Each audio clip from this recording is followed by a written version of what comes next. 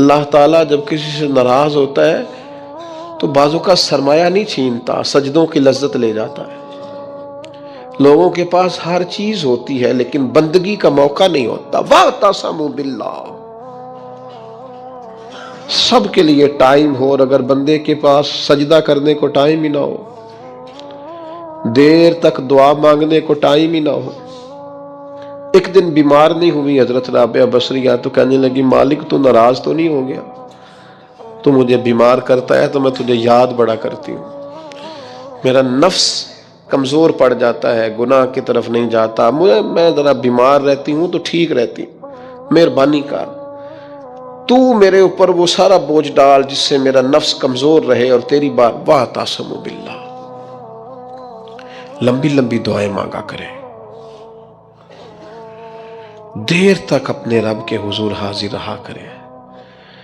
بندوں کو 10-15 منٹ بات سنائے تو وہ اکتانے لگ جاتے ہیں، وہ کہتے ہیں میں نے سن لیا ہے جو آپ نے کہا، مجھے سمجھ آ گئی، آپ بس کریں۔ آپ وہ کریم ہے، وہ کہتا ہے نہ تمہارے رب کو اونگ آتی ہے نہ نیند آتی، جس وقت بھی دعا مانگو وہ قبول کرتا ہے۔ اپنا تعلق اللہ رسول کے ساتھ مضبوط کریں۔ میں اپنے دوستوں سے اکثر کہتا ہوں ہر چیز کمزور ہو جائے، تمہارا مصلی نہیں کمزور ہونا چاہیے۔ یہ شعبان، یہ رمضان، یہ مصلی بچھانے کے مہینے۔ مصلی، مجھے اہل عرب کی یہ عادت بڑی اچھی لگتی ہے کہ ان کی گاڑیوں میں بھی قرآن مجید موجود ہوتا ہے اور مصلی موجود ہوتا ہے۔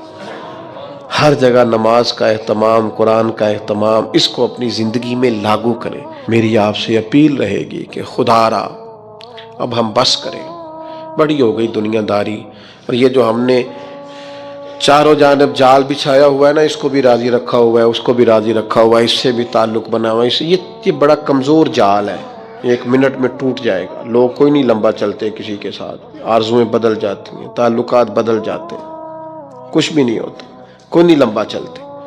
میں ایک جگہ بیان کرنے کے لیے گیا تو میں رو پڑا۔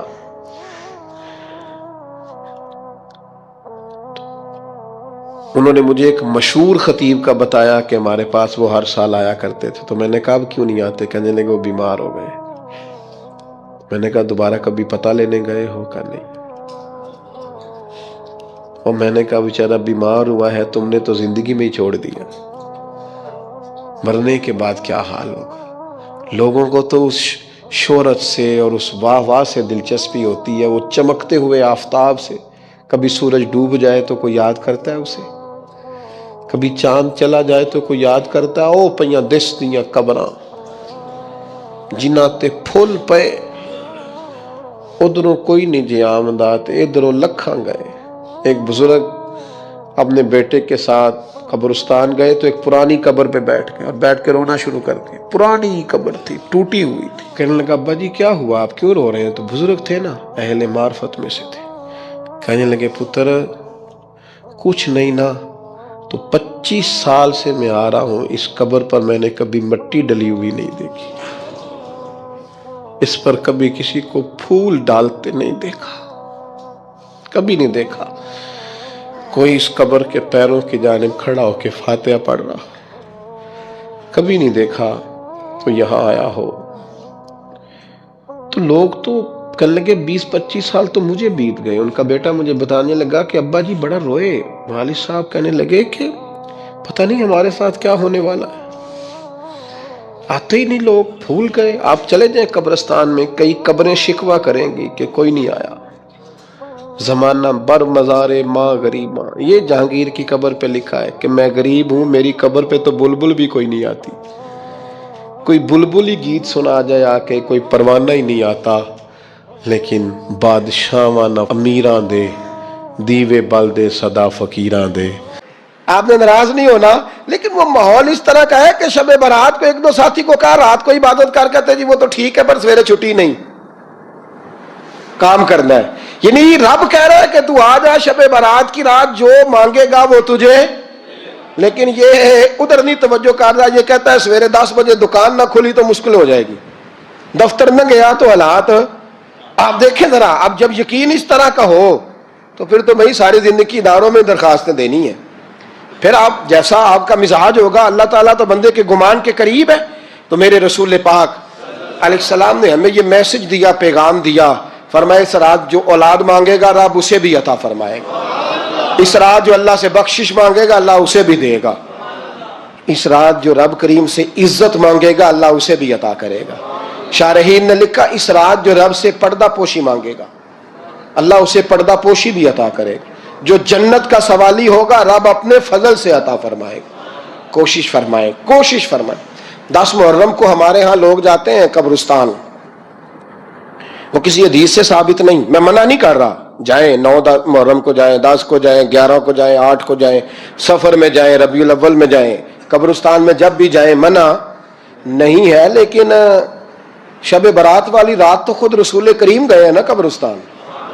اب جو بات میں نے سمجھانی ہے اس کو سمجھیں، نبی پاک کی والدہ کا مزار نہیں ہے وہاں جنت البقیع میں، حضور کے کو بھائی بہن، حضور کیا کرنے گئے؟ امت کی بخشش کے لیے گئے۔ شب برات کی رات لالچی نہ بنے کہ صرف میں نے اپنے لیے روزی مانگنی ہے، کل امت کے لیے مانگے، رب کریم سے مانگے، اپنے بھائی کے لیے مانگے، اپنی بہن کے لیے مانگے، اپنے بیٹے کے لیے مانگے، اپنی بیٹی کے لیے مانگے، اللہ کریم سے۔ یہ مانگنے کی رات ہے۔ پچھلی راتی رحمت رب دی کرے بلند آوازہ، بخشش منگن وارے کارن کھلا جے دروازہ، آئے اللہ کی بارگاہ میں، اس رات کو کھل کے دعا مانگے۔ قبرستانوں میں نہ کچھ قبریں ایسی ہیں کہ جو بتاتی ہیں کہ سالوں بیت گئے ہیں کوئی آیا نہیں، کچھ قبریں بتاتی ہیں، اور کچھ بڑے قبرستان بڑے شہروں میں ایسے بھی ہیں کہ جن کا گورکن کہتا ہے کہ مجھے کمیٹی نے کہہ دیا ہے جہاں 4-5 سال کوئی نہ آئے وہاں نئی قبر بنا دیا کرو، وہاں نئی قبر بن جاتی ہے معاذ اللہ۔ او بھائی کچھ ہیں ایسے، کچھ ہیں، یہ جائے نا اکبر بادشاہ یہاں لیٹا ہے لاہور میں تو شعر لکھا ہوا ہے، بر مزارے ماں غریباں نے گلے پروانہ سوزز نے صدائے بلبلے، فارسی کا مقولہ لکھا ہے اس کی قبر پہ، کہتا ہے میں وہ غریب ہوں، اعلیٰ بادشاہ ہے مقبرے میں لیٹا ہے، کہتا ہے میں وہ غریب ہوں کہ نہ یہاں کوئی پروانہ آتا ہے نہ بلبل آ کے گیت گاتی، کوئی آتا ہی نہیں، کوئی فاتحہ نہیں پڑھتا، کوئی فاتحہ نہیں پڑھتا۔ او بھائی کئی قبریں ایسی ہیں جن پہ سالوں بیت گئے کوئی لوٹا نہیں۔ اور مشکات میں حدیث ہے، میرے نبی کریم علیہ السلام نے فرمایا جو قبر میں ہوتا ہے وہ تو اس آدمی کی طرح ہے جو دریا میں ڈوب رہا ہے اور وہ انتظار کر رہا ہے کہ میرا بیٹا میرے لیے دعا مانگے، میری بیٹی دعا مانگے، پر بیٹے کو تو 27 سال ہو گئے، ملک سے باہر ہے، کاغذ بنے گے تو ابے کی قبر پہ آئے گا نا، اس کے تو کاغذات ہی نہیں مکمل ہو رہے، وہ بیٹے کو تو مشکل ہے بڑی، وہ تو کاغذات نہیں بن رہے، وہ تو دولت کا مطالبہ پورا ہوگا تو جبھی وہ کام ہوگا نا۔ انتظار ہو رہا ہے قبروں میں میرا بیٹا دعا کرے، میرا بھائی دعا کرے، اور اگر بچہ دفن ہے تو وہ کہتا ہے میری ماں دعا کرے، میرا باپ دعا کرے۔ کوشش کریں شب برات بعد از مغرب یہ رواج پیدا کریں، یہ رسول اللہ کا طریقہ ہے صلی اللہ علیہ وسلم، قبرستان میں جائیں اور جا کر کے وہاں اللہ تبارک و تعالیٰ سے دعا مانگیں کہ یا اللہ جو اس قبرستان میں لیٹے ہیں وہ بھی، اور جو آج تک کلمہ پڑھنے والے دنیا سے گئے وہ بھی، اور جو قیامت تک جائیں گے وہ بھی، اے اللہ تو سب کی بخشش فرما دے۔ اللہ کی رحمت کو محدود نہ کرے کہ صرف مجھے بخش دے، اسے کہیں یا اللہ کل کی بخشش فرما۔ ساری امت کے لیے دعا کریں، شب برات کی رات نفل پڑھیں۔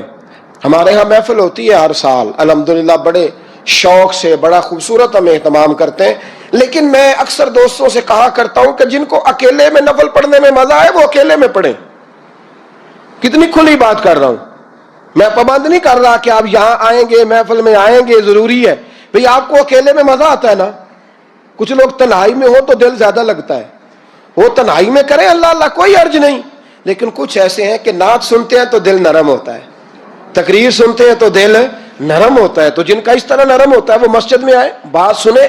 کچھ کو سب کے بیچ بیٹھ کے رونا آتا ہے، حضرت سعدی شرازی فرمایا کرتے تھے کچھ لوگوں کے آنسو مجھے رلا جاتے ہیں، فرماتے ہیں کچھ کی آنکھیں دیکھ کے رو پڑتا ہوں، لہذا میں جب بھی ذکر کرتا ہوں محفلوں میں بیٹھ کے کرتا ہوں، تنہائیوں میں مجھ سے نہیں ہوتا، تو جس سے نہیں ہوتا وہ آئے نا، مسجد میں آئے، رات عبادت کریں، کل مغرب سے پہلے پہلے کام سمیٹ لیں سارے، اور مغرب کے بعد یہ رات شروع ہوگی، مغرب کے بعد ایک چھٹی کر لو اللہ رسول کے لیے، کر لیں گے انشاءاللہ تعالی ایک چھٹی، اور توبہ کی رات ہے، یہ توبہ کرنی ہے۔ توبہ کس کو کہتے ہیں؟ توبہ کا معنی ہے پچھلے گناہ پر پچھتانا، شرمسار ہونا، کہتے نہیں اے کاش میں نہ کرتا، اور وہ لفظوں میں نہیں، جملوں میں نہیں، توبہ رٹی رٹائی نہیں، شرمسار ہونا اور آئندہ گناہ نہ کرنے کا پکا ارادہ کرنا، اس کا نام توبہ ہے۔ مسلمان بشری تقاضوں کی وجہ سے کئی دفعہ بہت ساری غلطیاں کر بیٹھتا ہے، بہت سارے گناہ ہم سے ہو جاتے ہیں، پھر اللہ فضل فرماتا ہے اور دلوں میں احساس پیدا ہوتا ہے، اور اللہ تعالیٰ بندہ مومن کو توبہ کی توفیق عطا کرتا ہے۔ اب یہ کہ توبہ کسی شخص نے کی، اللہ کے حضور وہ رجوع لایا، اس نے ارادہ کیا کہ اب وہ اپنے مالک کا فرما بردار بن کر وقت گزارے گا، نافرمانیوں سے اللہ تبارک و تعالیٰ کی بارگاہ کی جتنی بھی اس سے نافرمانی ہوئی ہے اس سے وہ سچے دل سے تائب ہوگا، تو اس کے لیے وہ کیا کرے؟ توبہ کے بعد کیا شرائط ہیں اور کیا ضروریات ہیں جس کے بعد وہ سمجھے کہ اب میں اس رستے کا مسافر بن گیا ہوں جو رستہ اللہ کی رضا کا رستہ ہے، حضور علیہ السلام کی اتباع اور پیروی کا رستہ ہے، وہ رستہ ہے جو جہنم سے بچا کے جنت کی طرف لے کر کے جائے گا۔ تو قرآن مجید نے سورہ نساء کے اندر توبہ کرنے والوں کی بابت ارشاد فرمایا کہ توبہ کرنے کے بعد والی زندگی کیسی ہو، توبہ کی شرائط کیا ہیں، توبہ کن بنیادوں پر ہے۔ کیا خالی توبہ توبہ پکار لینے سے، شب برات کی رات رو لینے سے، شب قدر کی رات آنسو بہا لینے سے اور اللہ کی بارگاہ میں 2 نفل ادا کر لینے سے توبہ مکمل ہو گئی؟ تو قرآن مجید نے یہاں توبہ کا ذکر فرمایا، اگرچہ پیچھے جو آیات ہیں اس میں تذکرہ منافقین کا ہو رہا ہے کہ منافق جہنم کے سب سے نچلے طبقے میں ہوں گے، لیکن فرمایا اگر وہ توبہ کر لیں تو توبہ کے بعد کیا کریں؟ فرمایا الا الذین تابوا، مگر وہ لوگ جو توبہ کر لیں، وَأَصْلَحُوا، اور پھر سنور جائیں، پھر اپنے آپ کو درست کریں، پھر اپنی تربیت کریں، پھر اپنی اصلاح کریں، اور کیسے کریں؟ وَاعْتَصَمُوا بِاللَّهِ، اللہ کی رسی کو مضبوطی سے تھام لیں،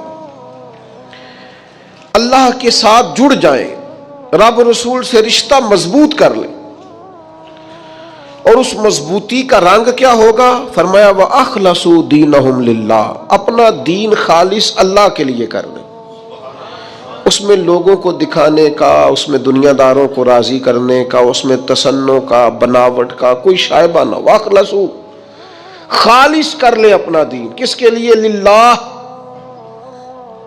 اللہ کے لیے اپنا دین خالص کر لیں۔ یہ شرائط بتائی جا رہی ہیں، توبہ کے بعد کی زندگی بتائی جا رہی ہے۔ ایک توبہ کریں، پھر اپنی اصلاح کریں، اپنی تربیت کریں، اپنے اندر سے کمزوریاں دور کریں۔ وَاعْتَصَمُوا بِاللَّهِ، اللہ کی رسی کو مضبوطی سے تھام لیں، اور پھر ارشاد فرمایا کہ وَأَخْلَصُوا دِينَهُمْ لِلَّهِ، اپنا دین خالص کریں اللہ کے لیے۔ جو بھی کام کریں، تھوڑا کریں، زیادہ کریں، کم کریں، کثیر کریں، محض رضا الہی کے لیے کریں، اس میں یہ دنیا داری کا شائبہ نہ ہو۔ میں کیسے آپ کو عرض کروں کہ بہت سارے دینی کام بھی لوگ دنیا داری کے لیے کرتے ہیں، بہت ساری محفلیں، مجالس بھی اپنا نام اونچا کرنے کے لیے ہوتی ہیں، بہت سارے کاموں سے مقصود یہ ہوتا ہے کہ چلو اس طرح نہیں تو اس طرح ہی میرا قد اونچا ہو جائے گا۔ وَأَخْلَصُوا دِينَهُمْ لِلَّهِ، خالص ہو جاؤ، خالص ہو جاؤ۔ نبی کریم صلی اللہ تعالی علیہ وسلم نے فرمایا تو مخلص ہو جا، تیرا تھوڑا عمل ہی تجھے کفایت کر جائے گا، تھوڑا عمل ہی زیادہ ہو جائے گا، اللہ تعالیٰ فضل کر دے گا، پر شرط یہ ہے کہ تو مخلص ہو، خالص ہو جا۔ فرمایا جب یہ چیزیں تیرے اندر پیدا ہو جائیں گی فَأُولَٰئِکَ مَعَ الْمُؤْمِنِينَ، تو پھر اللہ تعالیٰ انہیں مومنوں کے ساتھ شامل فرما لے۔ میں کہہ چکا ہوں بات تو پیچھے منافقین کی ہو رہی ہے، لیکن یہاں صوفیاء نے باریک نقطہ بیان کیا۔ فرمایا جب تو توبہ کرے گا، جب تو اپنی اصلاح کرے گا، جب تو اللہ کی رسی مضبوطی سے تھام لے گا، جب تو اپنا دین اللہ کے لیے خالص کر لے گا، پھر اللہ تجھے اپنے کامل بندوں میں شامل فرما لے، پھر تو کاملین میں آ جائے گا۔ مومن جو کامل ہوتے ہیں ان کی صفوں میں اللہ تجھے کھڑا کرے گا۔ وَسَوْفَ يُؤْتِ اللَّهُ الْمُؤْمِنِينَ أَجْرًا عَظِيمًا، اور فرمایا ان قریب اللہ مومنوں کو بڑا ہی اجر عطا فرمانے والا ہے۔ کہ جن بندوں میں تمہیں شامل کیا جائے گا ان قریب تم دیکھو گے اللہ انہیں بڑا اجر عطا کرنے والا ہے۔ اور جو اگلی آیت ہے نا، دل میں ہو دھڑکن، دل مردہ نہ ہو، ضمیر زندہ ہو، تو یہ جو اگلی آیت ہے نا قرآن مجید کی سورہ نساء کی اور 5ویں پارے کی آخری آیت، یہ عجیب اللہ کے انداز کریمانہ کا پتہ دیتی ہے۔ یہ بڑے انوکھے انداز میں بندہ مومن سے خطاب کرتی ہے، یہ بڑے انوکھے انداز سے کافر کو منافق کو بھی سمجھاتی ہے۔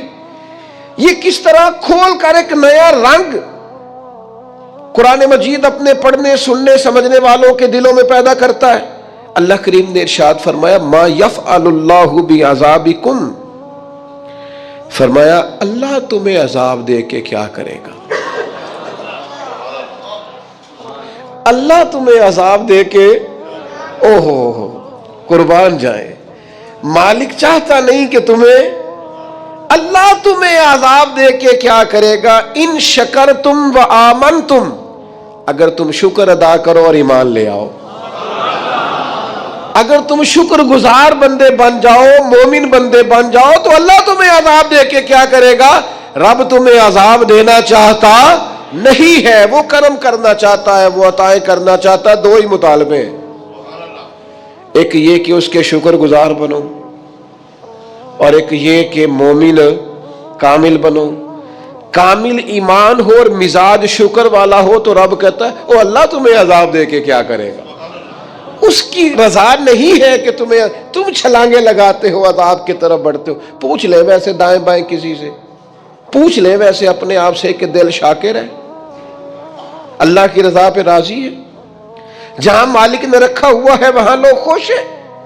ہمارے مزاجوں سے تو حل میں مزید کی طلب ہی نہیں جاتی، یہ کوئی نہیں وہ کوئی نہیں، یہاں پریشانی وہاں دکھ یہاں آزمائش، ہر وقت کے شکوے، ہر وقت کی پریشانیاں، ہر وقت کی آزمائشیں ہم نے اوڑھ رکھی ہیں۔ فرمایا اللہ تمہیں عذاب دے کے کیا کرے گا اگر تم شکر کرو، اگر تم ایمان لاؤ۔ اور مزے کی بات دیکھو، شکر اتنی بڑی نعمت ہے کہ ایمان کا ذکر بظاہر بعد میں کیا، شکر کا پہلے کیا ہے۔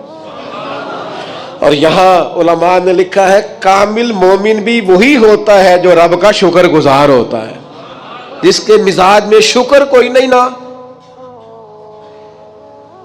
اس کو ایمان کی وہ خاص لذت بھی نصیب نہیں ہوتی۔ اور آگے پتہ کیا ارشاد فرما، وہ تمہیں عذاب دے کے کیا کرے گا اگر تم شکر کرو اور ایمان لے آؤ۔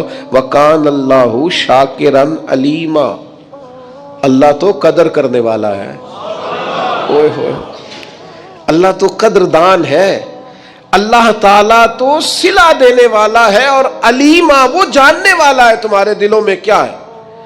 تم اگر شکر کر لو، تم اگر ایمان لے آؤ تو اللہ تمہیں عذاب دے کے۔ ہمارا پتہ مزاج کیا ہے، ہماری طبیعت سے ناشکری نہیں جاتی۔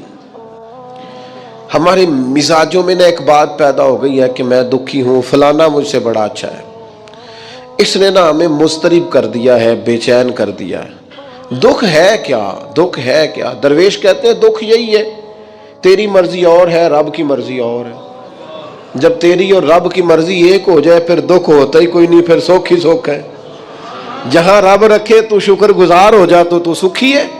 دکھ یہ ہے کہ تو کہتا ہے جو اللہ نے کیا ہے شاید معاذ اللہ وہ ٹھیک یہ ہونا چاہیے تھا۔ یاد رکھنے کی بات ہے، سمجھ لیں اس کو، توبہ کے بعد جو اپنی زندگی ہے اس کو کس طرح گزارنا ہے اسے سمجھیں۔ آ گئی شب برات، ساری رات روئیں گے مسلمان، پھر کیا بدل جائیں گے؟ پھر سویرے جھوٹ ختم ہوگا معاشرے سے، لاکھوں جو اکٹھے ہو کے ایک جگہ پہ توبہ کریں گے۔ تو کیا پھر ملاوٹیں ختم ہو جائیں گی، رشوتیں ختم ہو جائیں گی، بددیانتیاں ختم ہو جائیں گی، ماں باپ کی نافرمانیاں ختم ہو جائیں گی؟ کیا معنی ہے رونے کا، توبہ کا معنی کیا ہے؟ وہ بھائی مزاج کو سمجھے، دین کی حقیقت کو سمجھے۔ توبہ جب آپ کریں گے تو اس کے لیے ضروریات کیا ہے؟ سب سے پہلی بات تو یہ ہے کہ توبہ کرنے کے لیے ندامت کی ضرورت ہوتی ہے۔ نبی اکرم صلی اللہ تعالی علیہ وسلم نے ارشاد فرمایا، یہ احمد بن حنبل میں بھی حدیث ہے، مسند امام احمد بن حنبل میں، ابن ماجہ میں، دیگر کتب حدیث میں بھی محبوب نے فرمایا، ندامت کا نام توبہ ہے، شرمندگی کا نام توبہ ہے، غلطی کر کے احساس ہو جانے کا نام۔ اور جن لوگوں میں احساس نہیں ان کی کوئی توبہ نہیں۔ مجھے یاد تو نہیں جی کبھی کسی کا دل دکھایا ہو، مجھے یاد تو نہیں کبھی کسی کا برا چاہا ہو، مجھے یاد تو نہیں کبھی کسی کا نقصان کیا ہو، پر میں اللہ کی بارگاہ میں توبہ کرتا ہوں۔ بھئی آپ پاک صاف اتنے ہیں تو توبہ کس بات کی؟ آپ میں جب ندامت ہی نہیں پیدا ہو رہی، آپ گناہ کو گناہ ہی تسلیم نہیں کر رہے، اپنی غلطی نہیں مان رہے، تو توبہ کاہے کی؟ تو توبہ کرنے سے پہلے احساس پیدا کرنا، ندامت پیدا کرنا، شرمندگی دل میں پیدا ہونا، یہ تو پہلی سیڑھی ہے۔ اور اگر یہ سیڑھی حاصل نہیں ہے تو پھر توبہ انسان کو میسر آ سکتی؟ حضرت عمر فاروق رضی اللہ تعالیٰ عنہ ارشاد فرمایا کرتے تھے، جو لوگ زیادہ کثرت سے توبہ کرنے والے ہیں، استغفار کرنے والے، ان کے پاس بیٹھا کرو، ان کے دل نرم ہوتے ہیں، ان کی صحبت اختیار کیا کرو، مزاج کے نرم ہوتے۔ کیوں؟ کہ ان کے اندر احساس ہوتا ہے ہم سے غلطی ہو گئی، انہیں خیال آتا ہے۔ آج ہمارا سب سے بڑا مسئلہ یہ ہے کہ ہمیں احساس ہی نہیں اپنی غلطیوں کا۔ مومن کی شان یہ ہے کہ وہ رائی کے دانے کے برابر کبھی غلطی کرے تو اسے پہاڑ محسوس ہوتی ہے، اوہ مجھ سے تو بڑا گناہ ہو گیا۔ اور منافق کی علامت یہ ہوتی ہے کہ پہاڑ کے برابر گناہ کرتا ہے تو رائی سمجھتا ہے، کہتا کچھ بھی نہیں، ساری دنیا نہیں کرتی، پھر کیا ہو گیا؟ ہو جاتا ہے انسان نہیں۔ مومن ڈرتا ہے، احساس ندامت ہر وقت اسے بے چین رکھتا ہے۔ اللہ کے بندے ہمیشہ ندامت کے ساتھ رہتے ہیں۔ دلوں میں احساس تو پیدا کریں، طبیعت تو ہو یار کہ مجھ سے غلطی ہوئی ہے۔ سیدہ عائشہ صدیقہ فرماتی ہیں، حضور نے فرمایا جو بندہ اعتراف کرتا ہے نا، مالک مجھ سے غلطی ہو گئی، اعتراف گناہ کر کے معافی مانگتا ہے، تاب اللہ علیہ، اللہ اس کی توبہ کو قبول فرما لیتا ہے۔ اعتراف ہی نہیں، ہم نے جرم کیا ہی کوئی نہیں، ہمارے اندر کوئی غلطی ہے ہی نہیں سرے سے۔ جب ہم یہ ماننے کو تیار نہیں تو پھر مجھے بتائیے معنی کیا ہوا؟ اور دوسری بات قرآن نے کہی، وَأَصْلَحُوا، پھر وہ اپنی اصلاح بھی کرے، پھر گناہ چھوڑ دے جس سے توبہ کی ہے، پھر دوبارہ اس خطا کے پاس نہ جائے، پکا ارادہ تو کرے کہ آج کے بعد دوبارہ یہ جرم نہیں کرنا، لیکن توبہ بھی خوب کی، شب برات کی ساری رات روئے، عمرہ بھی بہت کثرت سے کیا، وہاں جا کے بھی بڑی معافیاں مانگی، لیکن واپس آ کے وہ گناہ چھوڑا ہی نہیں۔ وہ جس غلطی کی توبہ کی تھی اس کی اصلاح ہی نہیں کی، اپنے آپ کو بدلا ہی نہیں۔ تو بھائی بچہ چھٹیاں کر کے آتا ہے، استاد کہتا ہے میں تمہیں کلاس میں نہیں رکھوں گا، یہاں سے نکل جاؤ، تو وہ طالب علم کہتا ہے کہ استاد جی آئندہ چھٹی نہیں کروں گا، آئندہ چھٹی مجھے معاف کر دے، میں آئندہ غیر حاضری۔ یہ کیا ہے؟ یہ اس کی توبہ ہے۔ اگر وہ کہے کہ جناب آپ معاف بھی کر دیں پر اگلے ہفتے 2 چھٹیاں میں نے دوبارہ بھی کر دی ہیں، تو استاد رکھ لے گا، تو اسے کہیں گے تو فارغ ہے۔ وہ یقین دلاتا ہے، پھر اپنی اماں سے سفارش کراتا ہے، فون کراتا ہے، ابا جی کا فون کراتا ہے، گھر سے وہ کسی سفارشی کو لاتا ہے، کہتا ہے جناب یہ مہربانی کریں، یہ میں ان کو ساتھ لایا ہوں، میں آئندہ چھٹی، غلطی ہو گئی، بھول گیا تھا۔ وہ بار بار کہتا ہے جی آج کے بعد ہوا تو جو مرضی کر لیجئے گا، آج کے بعد اگر غلطی ہوئی تو پھر آپ جو مرضی فیصلہ کیجئے گا۔ یہ غلطی آئندہ نہ کرنے کا ارادہ توبہ ہے۔ لیکن ساری رات شب برات پہ رو کے سویرے ہی دکان کھولتے پہلا جھوٹ بول دینا اور کہنا میں توبہ کر کے آیا ہوں۔ تو حضرت ذوالنون مصری رحمت اللہ تعالیٰ علیہ فرماتے ہیں گناہ سے باز آئے بغیر توبہ کرنا جھوٹے لوگوں کا طریقہ ہے۔ یہ رب سے بھی جھوٹ بول کے آیا رات، اس کا پورا ارادہ نہیں تھا توبہ کا، اس لیے کہ گناہ چھوڑنے کا ارادہ ہی نہیں، باز آنے کا پروگرام ہی نہیں. اس کا استغفار، اس کی توبہ، یہ جملے تھے، یہ لفظ تھے، یہ زبان کی ادائیگی. قلب اور روح کے ساتھ اس نے توبہ نہیں کی. میرے بھائیوں، وقت ہمیں میسر آ رہا ہے، ارادہ کریں نا خطائیں چھوڑنے کا. اب کتنی دیر تک بہت سارے حالات بدل گئے، عمریں بڑھ گئیں، بات آگے نکل گئی. امام غزالی فرماتے ہیں جس کی عمر 40 سال ہو گئی اور ابھی بھی وہ گناہ سے باز نہیں آیا، اس کا مطلب یہ ہے کہ وہ اپنے لیے جہنم کا فیصلہ کر چکا ہے. معاذ اللہ، اس نے ارادہ کر لیا ہے کہ جانا ہی گویا دوزخ میں. اللہ کی نافرمانی پر کمر بستہ ہو گیا. تو دوسری شرط یہ ہے کہ ارادہ کیا جائے کہ میں آج کے بعد یہ والا عمل نہیں کروں گا. اور میں نے چھوٹے بچوں کو جو ابھی 15-18 سال کی عمر میں ہوتے ہیں، میں نے انہیں دیکھا ہے کہ وہ اساتذہ کو اور والدین کو کیسے مناتے ہیں، وہ اپنے بڑوں کو کیسے مناتے ہیں، وہ کیسے یقین دلاتے ہیں. کہتے ہیں آج کے بعد دوبارہ آپ مجھے یہ غلطی کرتے تو محسوس ہوتا ہے. پھر ان پر بڑے سخت ترین اساتذہ کو بھی رحم آتا ہے، کہتے ہیں یار کہہ تو رہا ہے، آخر بچہ ہے، چلو بھول گیا تھا، رکھ لو. خیال آ جاتا ہے. تو جب تک یہ کیفیت پیدا نہیں ہوتی اتنی دیر تک شب برات کی شام ہاتھ اٹھانے کا مقصد سمجھ میں نہیں آتا، دعا مانگنے کا مقصد سمجھ میں آپ نے پختہ ارادہ ہی نہیں کیا. ابھی تیسری بات توبہ کے مسئلے میں ہمارے علماء نے یہ لکھی ہے کہ گناہ جس طرح لوگ ڈٹ کے کرتے ہیں اور ڈھٹائی سے کرتے ہیں، تو توبہ والے معاملے میں بندے کو ذرا ڈٹنا چاہیے. کچھ دن اسے پریکٹس تو کرنی چاہیے، جدوجہد تو کرنی چاہیے، کوشش تو کرنی چاہیے. اللہ کہتا ہے تو ہمت کر، رب تیری مدد فرمائے. ان الذین قالوا ربنا اللہ ثم استقاموا تتنزل علیہم الملائکہ، جو کہے گا اللہ میرا رب ہے پھر ڈٹ جائے گا، اس کی مدد کے لیے اللہ فرشتے بھی نازل فرما دے گا. استقامت کا تھوڑا مزاج ہو، تھوڑی طبیعت ہو کہ ہم نے استقامت اختیار کرنی ہے، ڈٹنا ہے. تھوڑا توبہ کے بعد تھوڑا ارادہ کرنا ہے کہ یار نہیں، اب میں نے اس طرف نہیں جانا، اب میرا ارادہ بدل گیا، اب میں نے یہ کام. ایک صحابی تھے تو فرماتے ہیں کہ میں توبہ کرنے سے پہلے ایک خاتون کے ہاں آیا جایا کرتا تھا، پھر اللہ نے مجھے توفیق دی، میں توبہ کر گیا اور کلمہ پڑھ گیا. اور جب میں حضور کی بارگاہ سے ہو کے واپس آ رہا تھا تو وہ رستے میں مجھے آوازیں دے رہی تھی، لیکن جب میں نظریں جھکا کے اس کے پاس سے گزر گیا تو مجھے کہنے لگی تم وہی نہیں ہو.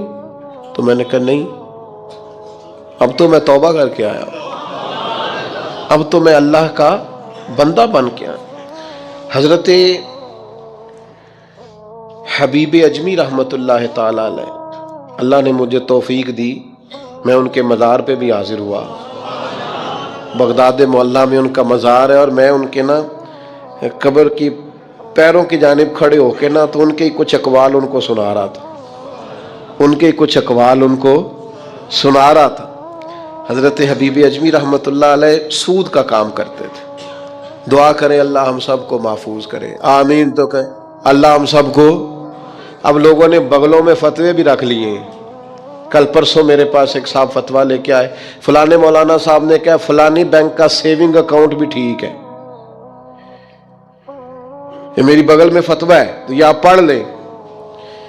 میں کیا تو مینو کو پوچھنا ہے جی تو تیرے کو فتویٰ جو ہے، ایک بندے کو فتویٰ مل گیا ہے اور اس نے پکڑا ہوا ہے، بغل میں ہے، میرے پاس کیوں آیا ہے؟ کہنے لگا جی آپ کیا کہہ رہے ہیں؟ میں کیا تو تاں آیا ہے، تو مطمئن نہیں مولوی دی گل تے، اگر تو مطمئن ہوتا تو تصدیق کرنے. تو یہ جو مطمئن نہیں ہے نا، اس کا مطلب ہے کہ بات کے اندر شک ہے، اس گالے چ رولا ہے. تو میں کیا رولے والی گل چنگی، تو میں کیا فتویٰ دوبارہ لپیٹ کے جیب چ پا، تو دا سیونگ اکاؤنٹ ٹھیک ہوندا ہے؟ کہندا جی سمجھ نہیں آئی تاں تے آیا. میں کہا بس ٹھیک ہے، تینوں پھر سمجھ آ گئی ہے. جیڑی سمجھ نہیں نہ آئی ہے دا مطلب ہے سمجھ آ گئی. یہ سمجھ لے، آپ چھوڑیں. میں کسی کا نام نہیں لیتا، کوئی بات نہیں کرتا. میں آپ کو بخاری کی حدیث سناتا ہوں. نبی پاک علیہ السلام نے فرمایا ایک حلال ہے وہ بھی واضح، ایک حرام ہے وہ بھی واضح ہے، ایک میں شک ہے کہ پتہ نہیں حلال ہے کہ پتہ نہیں حرام ہے. میرے کریم محبوب نے فرمایا تم نے شک والی چیز سے بھی بچنا ہے، شک سے بھی تم نے بچنا ہے. اس لیے کہ مسلمان طیب اور طاہر کا قائل ہوتا ہے، وہ پاکیزہ مزاج ہوتا ہے، پاکیزگی کا قائل ہوتا ہے۔ بھائیو یہ بچیں، یہ رزق حرام اتنا نقصان کرتا ہے کہ انسان کا اللہ سے رشتہ کمزور کر دیتا ہے۔ لقمہ حرام سے پوری پرہیز، پوری زہر کی طرح اس سے پرہیز کریں، تیزاب کی طرح اس سے بچیں، تب جا کے انسان کی روحانی زندگی کچھ آگے بڑھنی شروع ہوتی ہے۔ توبہ سچی، اخلاص والی، سنورنے والی اور استقامت والی کہ میں نے پھر دوبارہ یہ عمل نہیں کرنا، اور عادتیں بدل جایا کرتی ہیں۔ عادتیں بدل، عادی تھے لوگ شراب کے، پر حضور نے فرمایا حرام ہے، تو پھر دوبارہ کوئی قریب بالکل جن چیزوں کی 100% کوئی منع کرنے والا نہیں تھا ان کو اشاروں سے منع کیا میرے نبی پاک نے۔ تو یہ بندہ مومن کی شان ہوتی ہے، پھر وہ اتنے پکے ہوئے کہ دوبارہ ان چیزوں کے قریب تو توبہ کریں، لیکن پھر اس پر ڈٹیں۔ اور تیسری بات یہ ہے کہ اصلاح احوال کریں، توبہ کے بعد اپنی اصلاح کریں، اپنی تربیت کریں، اپنے اوپر توجہ دیں۔ ڈاکٹر 2 قسم کے چارٹ دیتے ہیں مریض کو، ایک یہ کہ یہ چیزیں نہیں کھانی، اور ایک یہ کہ یہ والی آپ نے کھانی ہے، یہ آپ کے لیے۔ وہ کہتے ہیں تم نے تلی چیز نہیں کھانی، تم نے تیزابیت والی نہیں کھانی، آئلی چیزیں نہیں کھانی، اور سلاد ضرور کھانا ہے، پھل کا استعمال ضرور کرنا ہے۔ یہ کیوں بتاتے ہیں کہ اگر آپ کو ساری چیزیں چھوڑ دیں گے تو پھر جسم کے اندر طاقت موجود نہیں رہے گی، کچھ آپ کو وہ چھوڑنی ہے جو نقصان دیتی، لیکن وہ کھانی ہے جو جسم کو طاقت ور کر۔ اصلاح احوال کا معنی یہ کہ یہ گناہ چھوڑ دیں اور اس کے ساتھ یہ والی نیکیاں کریں، سویرے اٹھ کے نفل پڑھیں، دن میں قرآن مجید پڑھیں، استغفار پڑھیں، درود پاک پڑھیں، غریب کی مدد کریں، ماں باپ کی خدمت کریں، جو آپ کے ذمہ حقوق العباد ہے ان کو صحیح کر کے ادا کریں، اپنی زندگی کے اندر بہتر تبدیلیاں لائیں، اپنے آپ کو بدلیں۔ اور نوجوانوں سے کہوں گا سونا ذرا کم کریں، آرام پسندی اور وجود کی آرام طلبی سے باہر آپ ضائع ہو جائیں گے۔ تھوڑی مشقت کریں، تھوڑا کم سونے کا مزاج بنائیں، کم کھانے کا مزاج بنائیں، کم بولنے کا مزاج بنائیں۔ اصلاح احوال کے لیے ضروری ہے کہ ہم تھوڑی سی لذات کو ایک ایک کر کے کم کرنا شروع کریں تاکہ ہماری روحانی زندگی مضبوط ہونے لگے۔ پھر میرے بھائیوں،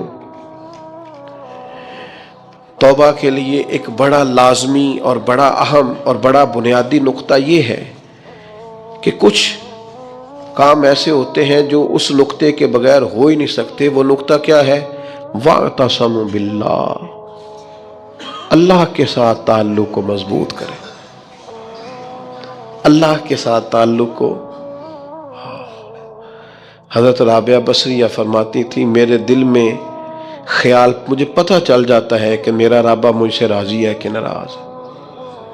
نے کہا آپ کو کیسے پتہ چلتا ہے؟ فرمایا جب سویرے مجھے توفیق دیتا ہے نا اٹھ کے مصلی بچھا لے تو میں سمجھ جاتی ہوں آج بڑا راضی ہے،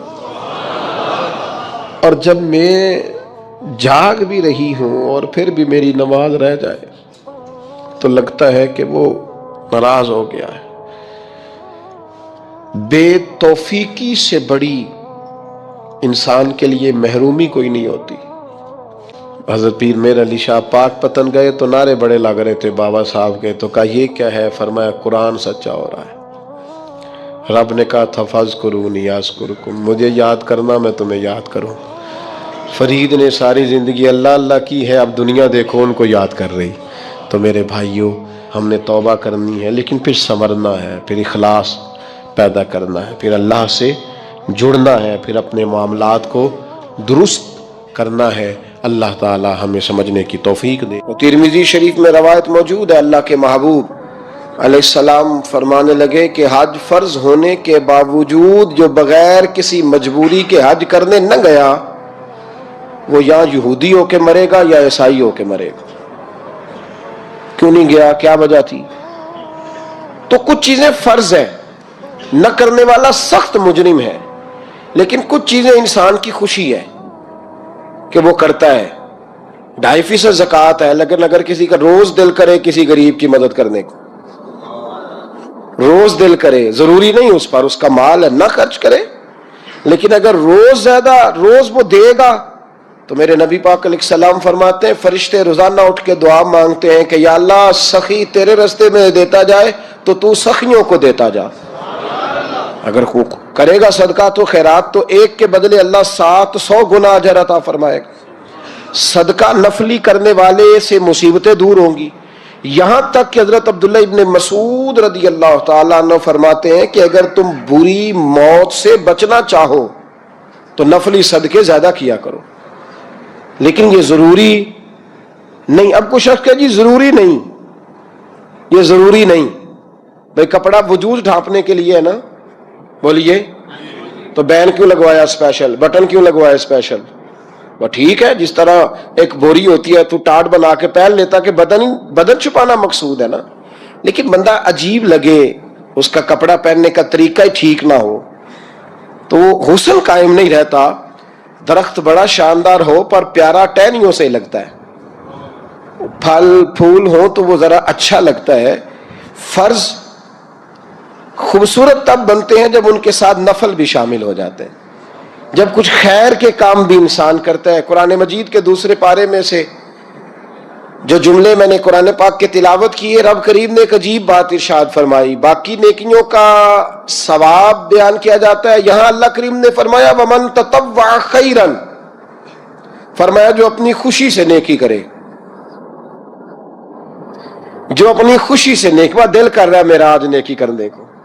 دیکھیں قرآن مجید کا انداز تربیت، فرمایا وَمَن تَطَوَّعَ خَيْرًا فَإِنَّ اللَّهَ شَاكِرٌ عَلِيمٌ، جو اپنی خوشی سے نیکی کرے گا فَإِنَّ اللَّهَ شَاكِرٌ، تو بے شک وہ رب کو بڑا ہی قدر کرنے والا پائے گا. جو خوشی سے نیکی کرے گا باقیوں پہ ثواب ملا، اور جس نے خوشی سے نیکی کی اللہ اس کی قدر کرے گا، اللہ اس کی فَإِنَّ اللَّهَ شَاكِرٌ عَلِيمٌ، اور بے شک وہ اللہ کو قدر کرنے والا اور جاننے والا پائے گا. اللہ کو پتہ ہے، یعنی جب آپ نفلی نیکی کریں گے تو اس کی قدر ہوگی، اس کا پیار ہوگا. ضروری تو نہیں نا کہ بھائی نے جو دولت کمائی ہے وہ اپنے بھائی کو دے، اس کی اپنی ہے، نہ دے تو شریعت منع نہیں کرتی، لیکن اگر وہ دے گا تو بھائی احسان مند رہے گا کہ نہیں، خوشی ہوگی کہ نہیں. کچھ کام نفلی بھی کرنے چاہیے. ہمارے ہاں اب نفل کام کے لیے اس زیادہ بات اس لیے نہیں کی جاتی کہ فرض نہیں لوگ ادا کرتے، طبیعت نہیں ہماری، ہم مطلب ان کاموں میں زیادہ الجھ گئے ہیں جو غیر ضروری تھے. ضروری کاموں سے ہم نکلتے چلے جا رہے ہیں.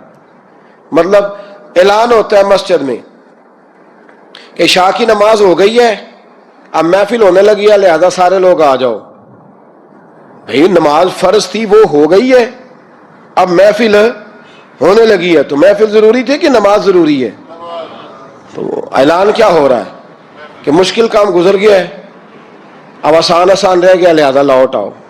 تو لوگ مطلب جس طرح کچھ لوگ ہواؤں میں زندہ رہتے ہیں اس طرح لوگ زندہ ہیں ہواؤں میں، خوابوں کی دنیا میں وقت گزار رہے ہیں. روزی دینی ہے اللہ نے، اور سب سے مشکل کام لوگوں نے اللہ کے راستے میں خرچ کرنا بنا لیا. انسان کا ساری دنیا سے تعلق ٹوٹ جائے تو خرابی نہیں ہوتی، لیکن اگر اس کا اللہ رسول سے رشتہ کمزور ہو جائے تو حالات بگڑ جاتے ہیں. لیکن ساری دنیا سے لوگ رشتے بناتے رہتے ہیں، فجر کے وقت سوئے رہتے ہیں، ظہر کے وقت کام لگے رہتے ہیں، عصر کے وقت واک کرتے ہیں، عشاء اور مغرب وہ برگر کھانے میں گزر جاتی ہے. تو بھئی جن سے زیادہ کام ضروری تھا وہاں تو تم نے توڑ دیا. نوافل نفل کام اس کا حسن ہے، اس کا ایک وقار ہے، اس کی ایک خوبصورتی ہے، اس کے اندر ایک توانائی ہے، ایک اس کے اندر خاص وقار ہے. میرے نبی کریم علیہ الصلوۃ والسلام نے ارشاد فرمایا فجر کی نماز پڑھ کے مصلی پہ بیٹھے رہا کرو، اگر ہو سکے تو کوئی مجبوری نہ ہو تو مصلی پہ رکا کرو. فجر پڑھ لی، فرض ادا ہو گئے، حضور جائیں، فرمایا وہ تمہیں اجازت ہے، لیکن اگر رکو گے اللہ کے ذکر میں، تلاوت میں، عبادت میں، درود پاک میں لگ جاؤ گے، رکو گے، سورج نکلنے تک رکے رہو گے، 2 رکعت اشراق اور 2 رکعت نماز چاشت ادا کرو گے تو رب کریم تمہیں 2 حج اور 2 عمرے کا ثواب عطا فرمائے گا. شرط یہ ہے کہ رکو، شرط یہ ہے کہ رکو. تھوڑا وقت دو، مصلے پہ ٹھہرو، تھوڑا یہاں وقت دو. لیکن چوکوں اور چوراہوں میں کئی گھنٹے وقت گزارنے والی قوم مسجدوں سے بھاگتی ہے. نفل کام کرنا، خوشی سے کرنا، یہ دقت محسوس ہوتی. یعنی وہ کام جن میں نفس کو راحت ہوتی ہے وہ تیزی سے لوگ کرا لیں گے، تیزی سے. میں کچھ دوستوں سے محبت کرتا ہوں تو کبھی کبھی کچھ باتیں ان سے پوچھتا رہتا ہوں پیار کے ساتھ، ازراہ محبت. ایک سنگی بڑی دیر کھڑا رہا تصویریں بنانے کے لیے، تو پھر وہ ہم اکٹھے نماز پڑھنے کے لیے ایک جگہ پہ پہنچے تو نماز اس نے اتنی تیزی سے پڑھی کہ میں پوری کوشش کر کے بھی اس کے ساتھ مل نہیں پا رہا تھا. پتہ نہیں وہ کیا پڑھ رہا تھا، اللہ ہی بہتر جانتا ہے. میں نے اسے بعد میں کہا کہ یار کم از کم تو رکوع سے اٹھنے کے لیے اتنی دیر تو صحیح کھڑا ہو جتنی دیر تو فوٹو کھنچانے کے لیے کھڑا ہوتا ہے. یعنی تصویر کے لیے تو دیکھتا ہے صحیح کھڑا ہوں کہ نہیں، آنکھ میری ٹھیک ہے، اور تو رکوع سے کھڑا ہوا تو نے سوچا ہی نہیں کہ میں رب کی بارگاہ میں ہوں. یعنی کیمرے کی آنکھ کے لیے تجھے سجنا آتا ہے، عرش کے رب کی بارگاہ کے لیے تجھے سورنے کا طریقہ ہی نہیں آتا. یہ خبر ہی نہیں کہ میں کہاں کھڑا ہوں، میرا معیار کیا ہونا چاہیے. یعنی اگر کپڑے برے پہنے ہو تو لوگ تصویر نہیں بنواتے، کہتے ہیں بری آئے گی اور نماز پڑھ لیتے ہیں. اللہ قبول کرنے والا ہے، تو نے تو فوٹو تک قبول نہیں کی. نیکی کا کام کریں ذرا خوشی سے، ذرا ذوق سے، ذرا شوق سے. طبیعت کے اندر وہ وقار لائیں، وہ پیار لائیں، وہ میٹھا لائیں. دیکھیں نا قرآن مجید نے کہا لن تنالوا البر حتی تنفقوا مما تحبون. اگر تم چاہتے ہو نا کہ نیکی کے بلند سٹیٹس تک جاؤ، معیار بنے، تو پھر جو چیز تمہیں زیادہ پیاری ہے وہ اللہ کے راستے میں خرچ کرو. جو چیز، یہ قرآن مجید نے کہا ہے، جو چیز تمہیں زیادہ پیاری ہے وہ اللہ کے راستے میں، یعنی پیاری چیز، پیاری اللہ کے راہ میں خرچ کرو جو تمہیں محبوب ہے. حضرت عبداللہ ابن عمر فرماتے ہیں کہ میں بیٹھا تھا جب یہ آیت نازل ہوئی تو ایک صحابی آئے، عرض کرنے لگے حضور میرا باغ ہے اور یا رسول اللہ میں نے بس مجھے پیار ہو گیا اس زمین سے، میں نے سجایا ہے، میں نے سنوارا ہے، میں نے ہاتھوں میں رمبا پکڑ کر، کدال پکڑ کر میں نے اس کی آبیاری کی ہے حضور. میں اپنے ہاتھوں سے پتے کاٹتا رہا ہوں، جڑی بوٹیاں تلف کرتا رہا ہوں حضور. دنیا دیکھنے آتی ہے میرا باغ، لیکن محبوب رب کریم فرماتے ہیں پیاری چیز اللہ کے راستے میں خیرات کرو. تو یا رسول اللہ جو مجھے بڑا پیارا ہے، میں تو اپنے بچوں کو نہیں دوڑنے دیتا تھا کہیں پتے نہ توڑیں. حضور مجھے بڑا پیارا ہے، میں پیش کرتا ہوں، اسے قبول کر لیں. اس لیے کہ جو چیز زیادہ سونی ہو وہ سونے رب کی بارگاہ میں پیش کرنی چاہیے. اس لیے کہ وَمَن تَطَوَّعَ خَيْرًا فَإِنَّ اللَّهَ شَاكِرٌ. یہاں کیا حال ہے، یہاں مزاج عجیب ہو گیا. جب آپ کا وہ مزاج نہیں رہے گا، وہ انداز نہیں رہے گا، وہ کرم نہیں رہے گا. مجھے بڑی اچھی بات یاد ہے، حضرت شیخ محی الدین ابن عربی رحمۃ اللہ علیہ کے حالات میں پڑھ رہا تھا. بڑا بچپن کا زمانہ تھا تو میں پڑھتے پڑھتے کتاب استادوں کے پاس لے گیا. میں نے کہا استاد جی یہ مجھے کچھ سمجھ نہیں آ رہی، بزرگ کیا لکھ گئے؟ تو کہنے لگے اس کو بند کر، میں تمہیں بتاتا ہوں. میں نے کہا حضور کیا؟ فرمانے لگے وہ بتانا یہ چاہ رہے ہیں کہ اگر تم جوانی کے سونے لمحات، خوبصورت جملے، خوبصورت وقت اللہ کے راستے میں دے دو گے نا تو رب تمہیں وفادار دوست عطا فرمائے گا. اگر تم اپنے کردار کو خوبصورت رکھو گے، میلا کچیلا گدلا نہیں ہونے دو گے، تو رب تمہیں شاندار اولاد عطا فرمائے گا. اور اگر تم اپنا وقار کردار کے لحاظ سے اونچا رکھو گے تو اللہ کردار والی بیوی عطا کرے. مطلب سامنے سے مطالبہ نہ کر، تو دیکھ تو نے اس کے راستے میں کیا دیا ہے. او بھائی سیدھی سی بات ہے، لوگ کہتے ہیں بھائی جتنا دو گے اتنا ہی ملے گا نا، کہ جتنا گڑ پاواں گے جی. اللہ کے راستے میں جس پیار سے پہنچو گے رب بھی اس شان سے عطا فرمائے گا. لیکن ہمارا سٹیٹس یہ ہے کہ اللہ کے راستے میں جب کوئی چیز پیش کرنی ہے تو وہ اگر تو کوئی رہ گئی، کوئی بچ گئی. کئی دفعہ بچہ لوگ اپنا لے کے آتے ہیں، کہتے ہیں حضرت صاحب نہ اسکول پڑھتا ہے نہ کوئی کام سیکھتا ہے، اسے حافظ بنا دیں. تو میں کہتا ہوں کوئی اس سے زیادہ نکما نہیں ملا تھا. پھر کہتا ہوں مولوی بڑے نکمے ہو گئے. کبھی کسی نے داخل کرایا فرسٹ ایئر میں، جو بچہ میٹرک جو ہے وہ فرسٹ ڈویژن میں پاس کرے اس کو لاتے ہیں لوگ مدارس میں. نہیں لاتے، مزاج نہیں ہمارا، طبیعت نہیں، اس بات کو سمجھتے نہیں۔ جو بچہ نیک ہو، پرہیزگار ہو، مثبت سوچ والا ہو، اسے لائیں دین میں۔ جو بچہ بڑا اعلیٰ کوالٹی بہترین نمبر حاصل کرے، اسے لائیں، پھر دیکھیں دین آپ کو شاندار مجاہد عطا کرے۔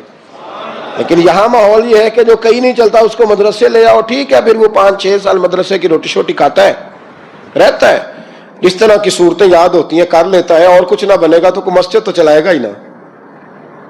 آپ نے جو جس طرح کا آپ بیج بوئیں گے، پھل بھی آپ کو اسی طرح کا ملے گا۔ اللہ کے راستے میں جب نیکی کریں تو خوش دلی سے کریں، خوبصورتی سے کریں، پیار سے کریں، پریم سے کریں، اچھے طریقے سے کریں، معیاری طریقے سے کریں۔ خبردار آپ کا کوئی وہ انداز نہیں ہونا چاہیے کہ آپ کہیں کہ بس ٹھیک ہے پڑھ لیں گے نماز، بس جیسے بھی تھا گزارا ہو جائے گا، جس طرح بھی وہ ٹخنا خشک ہے، ہو گیا جی وضو، اللہ جی قبول کرنے والا ہے۔ تو یہ تو آپ یوں لگ رہا ہے بڑے پریشان ہیں نماز پڑھتے وقت، تو ایسے تھوڑی نماز ہوگی۔ خوش دلی کے ساتھ، اچھے طریقے، میٹھے طریقے سے۔ میرے رسول کریم علیہ السلام نے مومن کی بات کی، مومن کی شان بیان کی، فرمایا میرا مومن وہ ہوتا ہے مسجد سے نکل تو جاتا ہے، وجود اس کا مسجد سے خارج ہو گیا، نکل گیا، لیکن کریم رسول فرماتے ہیں دل اس کا مسجد کے ساتھ جڑا رہتا ہے، اس کی طبیعت مسجد سے جڑی رہتی ہے، اس لیے کہ اس کا اپنے رب سے رشتہ ہے۔ حالانکہ نماز ہو گئی، حالانکہ فرض ہو گئے، حالانکہ وقت گزر گیا، جماعت ہو چکی، لیکن اس کی طبیعت مسجد کے ساتھ جڑی ہوئی ہے۔ نیکی کریں خوش دلی کے ساتھ، کچھ نفل پڑھیں، کچھ عبادتیں کریں، کچھ راتیں مخصوص کریں، کچھ عبادتیں زیادہ کریں، کچھ اپنے اندر چیزیں پیدا کریں۔ میرے نبی کریم علیہ السلام پسند نہیں کرتے تھے، حضور فرماتے تھے کہ یہ کیا بات ہوئی کہ انسان ساری رات ہی سویا رہے، حضور پسند نہیں کرتے تھے، بلکہ بڑے مشکل کام کر کر کے نبی کریم آتے تو حضور کبھی کبھی اٹھتے، کہتے عائشہ میرا دل کر رہا ہے میں اپنے رب کو راضی کر لوں، حضور اٹھتے مصلی بچھاتے۔ اور یار عجیب بات ہے نا کہ رات کو میری جی آنکھ نہیں لگ رہی تھی تو میں نے ٹی وی لگا لیا، اور پھر اچانک میری خبر میری آنکھوں کے سامنے آئی کہ وہ جناب یہ ہو گیا، تو سویرے تبصرہ ہو رہا ہے۔ کاش اللہ کرے جمعے کا دن ہے، دعا کر رہا ہوں کہ رات کو جب آنکھ کھلے دل نہ لگے تو سویرے اٹھ کے کوئی بتائے کہ رات دل نہیں لگ رہا تھا تو میں نے وضو کر کے قرآن کھول لیا، میں نے وضو کیا اور میں نے مصلی بچھا لیا، میرا دل نہیں لگ رہا تھا، میں اٹھا، تسبیح پکڑی، خوشبو لگائی، کپڑے بدلے، مصلی پہ بیٹھا، مدینے کے جانب منہ کیا اور مدینے والے رسول پہ درود و سلام پڑھنا شروع کر دیا۔ اللہ کرے نا یہ بھی ذوق ہو، اللہ کرے نا یہ بھی طبیعت ہو، اللہ کرے یہ بھی ماحول بنے، اللہ کرے۔ مجھے ایک سنگی نے سویرے سویرے بتایا، صبح لو جی آپ بڑی تنقید کر رہے تھے کہ وہ سائی وال والے بچوں کے پاس ابھی تک کوئی نہیں گیا، وہ وزیر اعظم صاحب نے مل لیا انہیں، آپ نے دیکھی ہے خبر؟ تو میں نے کہا اصل میں نا ہمارا مزاج بن گیا ہے بھیڑ بکریاں بننے کا، جب کوئی بھیڑ بکری بنتا ہے تو پھر انہیں نگران نہیں ملتے، چرواہے ملتے ہیں۔ میری باتیں سخت ہیں پر چلو کوئی حرج نہیں، میں خود کر رہا ہوں نا۔ چرواہے ملتے ہیں جب قوم بھیڑ بکریاں بنتی ہے، تو چرواہے، نیوزی لینڈ کی وزیر اعظم حملہ ہوا تو وہ خود گئی، ایک دفعہ نہیں کئی دفعہ گئی، لوگوں کے گھروں میں گئی۔ آج تک کبھی زندگی میں ایسا ہوا ہے کہ کسی کے بچے مر جائے، باپ مر جائے، ماں مر جائے اور بچوں کو بلا کے کہا جائے آؤ تم سے تعزیت کرنی ہے؟ پاگلوں کی قوم ہے، کوئی پوچھنے والا نہیں۔ وہ یتیم بچے، میری عمر، میرے اپنے بچے اب بڑے ہو رہے ہیں، لیکن میں اس عمر میں بھی کبھی ابا کی کمی محسوس کروں تو رات کو سو نہیں پاتا، نہیں نیند آتی، وہ کبھی کبھی یاد آتے ہیں، چہرہ ان کا جھریوں بھرا کبھی سامنے آتا ہے تو نہیں نیند آتی، کبھی کبھی دل کرتا ہے کچھ باتیں ایسی ہیں جو صرف ان سے ہو سکتی ہیں اور کس سے کروں۔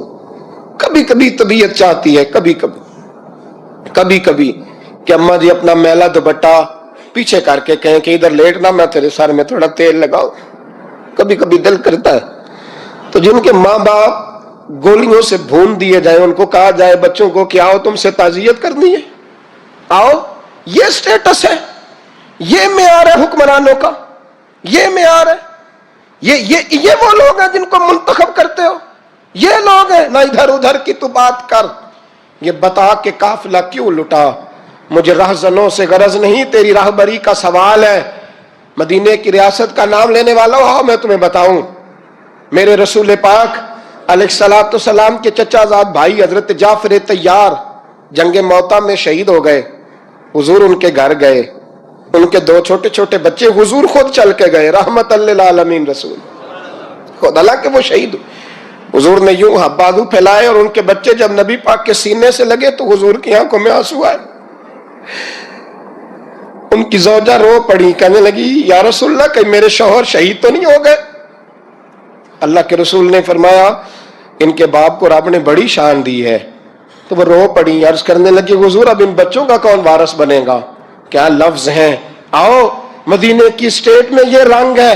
मेरे रसूल पाक अलैहिस्सलाम ने फरमाया पता क्या इन बच्चों का क्या बनेगा? तू रोजी रोटी की बात करती है। अना वलियुहुम फिद दुनिया वल आखिरा, फरमाया मैं दुनिया में भी इनका वारिस बनूंगा, कयामत में भी इनका वारिस बनूंगा। मैं तो जन्नत में दाखिले तक इनका वारिस हूं, ये जन्नत में जाएंगे उस वक्त तक मैं इनका वारिस हूं। क्या तमाशा है, क्या तौहीन है, क्या तजलील है, क्या रंग है। यानी ये अंदाज होता है कहीं, लेकिन क्या किया जाए, हम लोग तो वो है कि जो दो बातें भी करें तो लोगों को तकलीफ होती है, दो जुमले भी कहें तो लोगों को अजियत होती है। पर क्या करें, हम भी कहते रहेंगे, हम भी बोलते रहेंगे, हम भी ये जिक्र करते रहेंगे। हाँ, और अपने भी खफा मुझसे हैं, बेगाने भी नाखुश, क्योंकि जहर हलाल को कभी कह न सका कंद। मैं कहता हूं वही बात समझता हूं जिसे हक ने अबलाए मस्जिद हूं मैं तौहीद का फर्जन।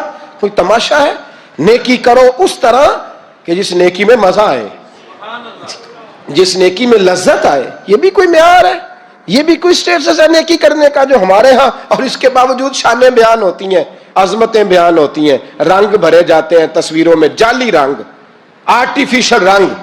ये पूछना पड़ेगा और जवाब देना पड़ेगा। बस दुआ फरमाओ अर्श का मालिक कोई फजल ही फरमाए।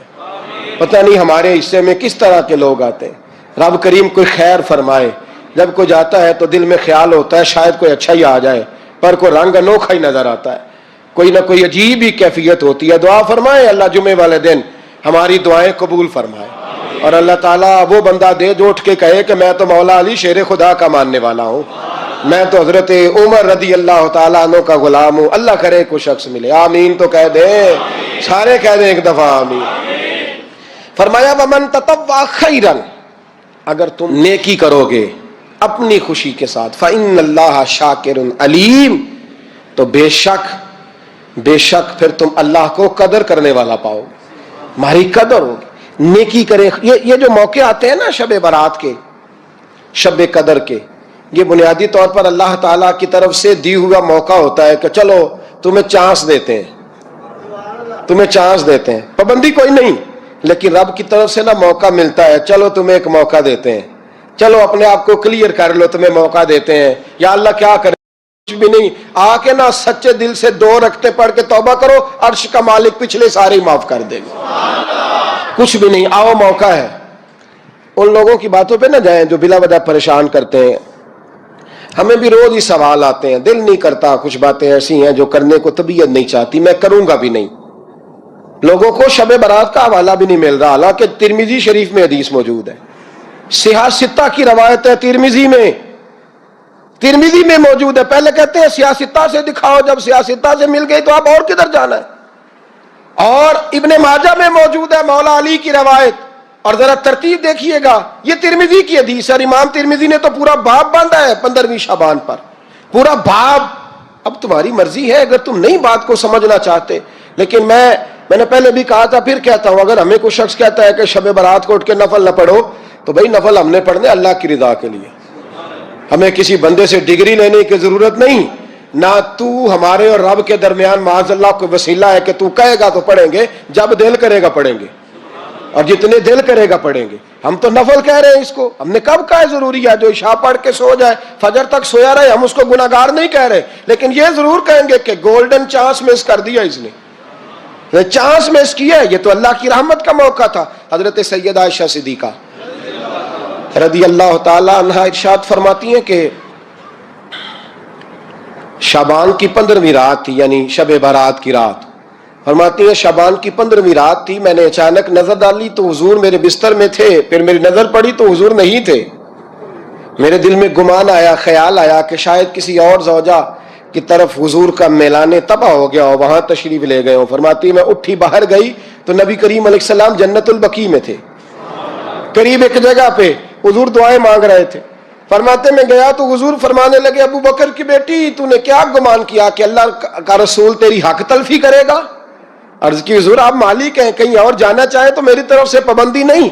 کہتی ہے وہاں کھڑے کھڑے میرے رسول کریم نے بیان فرمایا، یہ ترمذی کے لفظ ہیں، حضور نے فرمایا عائشہ یہ شعبان کی 15ویں رات ہے، مدینے میں سب سے زیادہ بکریاں بنو کلب کا قبیلہ پالتا تھا۔ فرمایا آج کی رات بنو کلب کے قبیلے کی بکریوں کی تعداد کے مطابق اللہ میری امت کے لوگوں کی بخشی فرما دے گا۔ یہ وہ رات ہے۔ جناب عائشہ صدیقہ رضی اللہ تعالیٰ عنہ نے بات رات کو سنی تنہائی میں نبی پاک سے، رات کو تنہائی میں حضور سے سنی، سویرے جناب عائشہ نے کل امت کو بتائی۔ اگر یہ بات اہمیت والی نہ ہوتی تو بی بی صاحبہ آگے روایت کرتی، یہ کتابوں میں آتی، یہ لوگوں کو بتاتی۔ حضرت عائشہ نے روایت کیا اور مولا علی شیر خدا نے تو کھل کے کہا، ابن ماجہ میں حضرت علی سے پیار کرنے والوں کے لیے الگ عنوان، مولا علی نے کھل کے فرمایا شعبان کی 15ویں رات کو رات عبادت کرنا اور سویرے روزہ رکھنا۔ حضرت علی کے لفظ بائی نہیں سیاستہ میں، رات کو روز عبادت کرنا، دن کو روزہ رکھنا۔ ویسے تو رب کریم ہر روز تہجد کے وقت پہلے آسمان پر نزول اجلال فرماتا ہے اور لوگوں کو فرماتا ہے کوئی بخشش مانگنے والا؟ اور فرمایا ہر روز تہجد کے وقت یہ اعلان ہوتا ہے، پر شب برات کو نا شروع رات سے یہ اعلان شروع ہو جاتا ہے۔ ادھر دیکھو میری طرف، مغرب سے اعلان شروع ہو جائے گا۔ اللہ کرے آپ کو سمجھ آئے، اللہ کرے آپ کو۔ اور بھائی یہاں باہر لوٹ سیل لگ جائے، یہاں ابھی سیل لگ جائے، 5000 والا جوڑا 1500 میں، تو رش ختم ہوگا؟ اور بھائی اگر یہ لگ جائے، چلو یہ تو دور کی بات ہے نا، ہم تو لنگر والے لوگ ہیں، اگر لنگر کا اعلان ہو جائے کہ بڑا تگڑا ہے، بڑا تگڑا، ہمارے ہاں تو شادی کی روٹی کھلتی ہے تو لوگ آخری روٹی سمجھ کے کھاتے ہیں، شاید اللہ ماشاءاللہ یہ آخری ہے، اس کے بعد نہ ملے گی۔ جب اعلان ہوتا ہے اور دعوت ہوتی ہے کہ کھلا ہے جی کھاؤ، کیا حشر ہوتا ہے، کیا انداز ہے۔ مولا علی شیر خدا حدیث روایت کرتے ہیں، رنگ کیا ہے؟ فرمایا باقی راتوں میں نا تھوڑا سا پیکج ہوتا ہے، تھوڑا سا، آخری حصے میں رات کے شب برات کو نا رات چڑھتے ہی اللہ پہلے آسمان پر جو اس کی شان کے لائق ہے نزول جلال فرماتا ہے، اور پہلا جملہ یہ فرماتا ہے کوئی معافی مانگنے والا؟ اللہ کرے آپ کو سمجھ آئے، یعنی معافی دینے والا کہہ رہا ہے چلو آؤ ادھر آؤ، ذرا معافی مانگو، میں معاف کرنے آیا ہوں، مانگو معافی۔ ہے کوئی معافی مانگنے والا؟ معاف کر دیں گے۔ اور آپ فرماتے ہیں ہے کوئی رزق مانگنے والا؟ وہ جو بڑی درخواستیں دیتے پھرتے ہیں نا مختلف اداروں میں، وہ ایک درخواست نا کل شب برات والی رات بھی دیں۔ اللہ کرے آپ کو سمجھ آئے۔ وہ جو کہتے ہیں نا بڑی بڑی کمپنیوں میں نے اپلیکیشن جمع کرائی ہے تو کہیں کام نہیں بن رہا تو نسخہ دے رہا ہوں، ایک اپلیکیشن کل رات بھی جمع کراؤ انشاءاللہ کام بن جائے گا۔ اور میں نہیں کہہ رہا، مولا علی شیر خدا فرما رہے ہیں، اور وہ خود نہیں فرما رہے، وہ نبی پاک کا فرمان نقل کر رہے ہیں، اور وہ رسول اللہ صلی اللہ علیہ وسلم کی بات نہیں بیان کر رہے، وہ کہتے ہیں رب فرماتا ہے کوئی روزی مانگنے والا؟ سارے سیٹھوں نوابوں جاگیرداروں کے پاس جا جا کے تھک گئے ہو، ایک دن میرے کہنے پر، ایک رات، ایک دیہڑی ذرا شب برات والی لگا کے تو دیکھو، پر شرط یہ ہے کہ یقین کامل ہو، ارادہ یہ مطلب اللہ معاف کرے۔ اللہ میں گناہ گار ہوں، مجھ سے بہت خطا ہوئی، مگر تو رحیم ہے، تو کریم ہے، مجھے معاف کر دے۔ یا اللہ میرے والدین کو جنت نصیب فرما، انہیں قبر کے عذاب سے بچا۔ یا اللہ میری امت کو ہدایت دے، ان کے دلوں میں تیری محبت ڈال دے۔ شیخ کی آنکھوں سے آنسو بہہ رہے تھے، سجدے میں داڑھی مبارک بھیگ گئی، جگہ گیلی ہو گئی، سارے شاگرد بھی رو رہے تھے، کوئی اپنے گناہوں پر رو رہا تھا، کوئی اپنی پریشانیوں پر، کوئی اللہ کی محبت میں۔ رسول اللہ کی سنت آدھی رات ہو گئی۔ شیخ نے فرمایا رسول اللہ اس رات جنت البقیع مدینے کے قبرستان تشریف لے جاتے تھے، وہاں مردوں کے لیے دعائے مغفرت فرماتے تھے۔ तो अब हम भी कब्रिस्तान चलेंगे। मगर याद रखो, ये कोई जश्न या मेला नहीं है, ये इबादत और दुआ का वक्त है। कब्रिस्तान की तरफ खामोश जुलूस। शेख अपने शागिर्दों के साथ बगदाद के कब्रिस्तान की तरफ चल पड़े। रात का सन्नाटा, ठंडी हवा, आसमान पर चांद और तारे, और एक खामोश जुलूस जो कब्रों की तरफ जा रहा था। कोई बोल नहीं रहा था, सब चुपचाप चल रहे थे।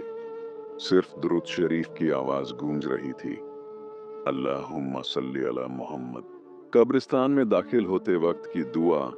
कब्रिस्तान के दरवाजे पर पहुंचे, शेख ने सबको रोका और फरमाया, जब तुम कब्रिस्तान में दाखिल हो तो यह दुआ पढ़ो, यह रसूलुल्लाह की सुन्नत है।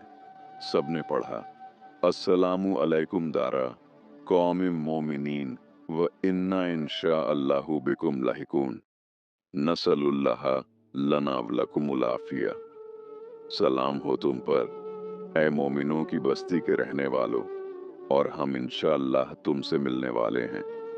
हम अल्लाह से अपने लिए और तुम्हारे लिए आफियत मांगते हैं। मुर्दों के लिए दुआ। दिल से निकली आवाज। कब्रों के बीच खड़े होकर शेख ने दुआएं शुरू की। अल्लाहुम्मा गफिर लिल मोमिनीन वल मोमिनाती वल मुस्लिमीन वल मुस्लिमाती अल हयाए मिनहुम वल अमवात। या अल्लाह, माफ कर दे मोमिन मर्दों और मोमिन औरतों को, मुसलमान मर्दों और मुसलमान औरतों को, उनमें से जो जिंदा हैं और जो मर चुके हैं। फिर शेख ने फरमाया, सोचो, यहाँ जो लोग दफन हैं, कभी वो भी तुम्हारी तरह जिंदा थे, चलते फिरते थे, बोलते हंसते थे, मगर आज यहाँ पड़े हैं। कल तुम भी यहाँ होगे। तो अल्लाह से डरो, गुनाहों से बचो, नेक काम करो। सबके दिल कांप गए, मौत की याद आ गई, आंखों में आंसू आ गए। सूरह फातिहा और सूरह इखलास का हदिया। फिर शेख ने सूरह फातिहा पढ़ी और सूरह इखलास 3 बार पढ़ी। कुल हुवल्लाहु अहद, अल्लाहुस समद, लम यलिद व लम यूलद व लम यकुल लहू कुफुवन अहद। फिर फरमाया, या अल्लाह, इस सूरह का सवाब तमाम मुसलमान मुर्दों को पहुंचा दे, उन्हें कब्र के अजाब से बचा, उन्हें जन्नत नसीब फरमा। अपने वालिदैन की कब्रों के लिए खास दुआ। फिर शेख ने फरमाया, अगर तुम्हारे वालिदैन का इंतकाल हो चुका है तो उनकी कब्रों की तरफ मुंह करके या दिल में उन्हें याद करके यह दुआ पढ़ो, रब्बि गफिरली अफली वालिदैया व लिल मोमिनीना यौमा यकुमुल हिसाब। ऐ मेरे रब, मुझे माफ कर दे और मेरे वालिदैन को और तमाम मोमिनों को उस दिन जब हिसाब होगा। सब ने रो रो कर दुआ की। किसी का बाप याद आया, किसी की माँ, किसी का भाई। कब्रिस्तान से लौटे तो सबके दिलों में एक अजीब सुकून था। मौत की याद ने दिल को नर्म कर दिया था। आंखें नम थीं मगर दिल मुतमिन था।